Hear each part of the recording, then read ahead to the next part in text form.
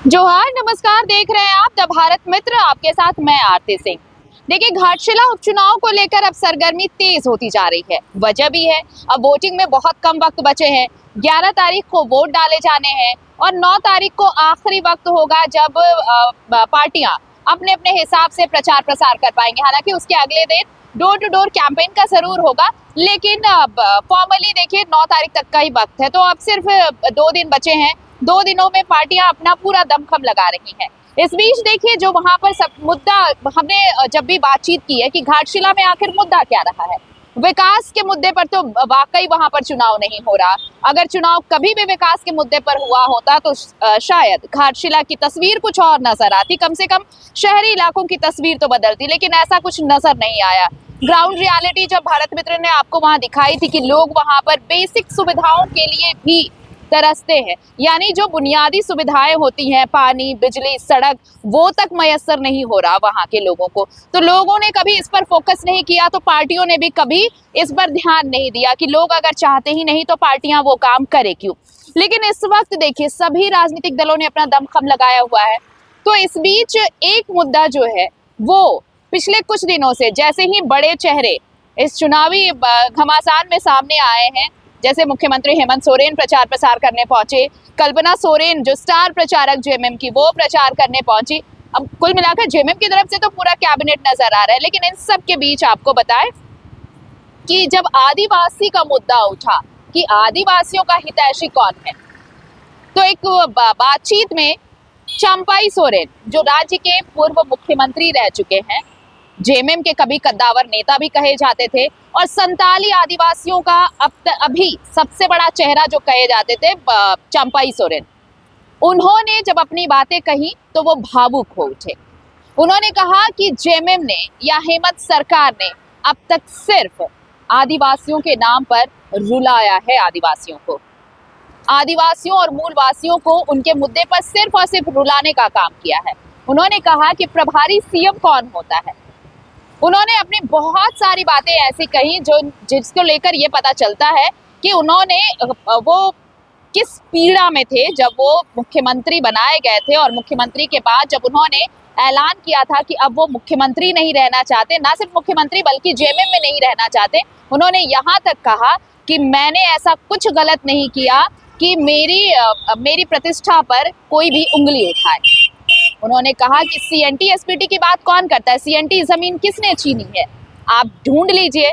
उन्होंने कहा कि मेरे चरित्र पर कोई सवाल नहीं उठा सकता। दूसरी चीज उन्होंने ये भी कहा कि जिस दिन उन्होंने फैसला किया था कि वो अब अपना अलग रास्ता इख्तियार करेंगे, उस दिन हेमंत सोरेन उनके पास ही थे और उन्होंने कहा था कि वो अब अलग रास्ते पर चलने वाले हैं।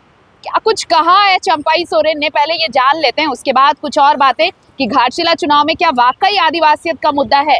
सुनिए पहले चंपाई सोरेन को। चंपाई सोरेन सीएनटी के उल्लंघन नहीं किया है, जो वो किया है हमको बोलेगा पार्टी का दगाबाज कम है क्या? सीएनटी एक का बात करेगा उल्लंघन करने वाला लोग, जितना सब सीएनटी एक उल्लंघन किया है। आज हम ओपन बोल रहा हूं, प्लॉट भी दिखा देंगे ये लोग का। हमको बोलता है रोला दिया हमको सस टेम्परारी मुख्यमंत्री, ऐसा होता है क्या? अच्छा भाषा का जो जेल गया है, महिला लोग रो रही है, पति जेल में है, 6 दिन से भूखा सो रहा है वो लोग, बाल बच्चा।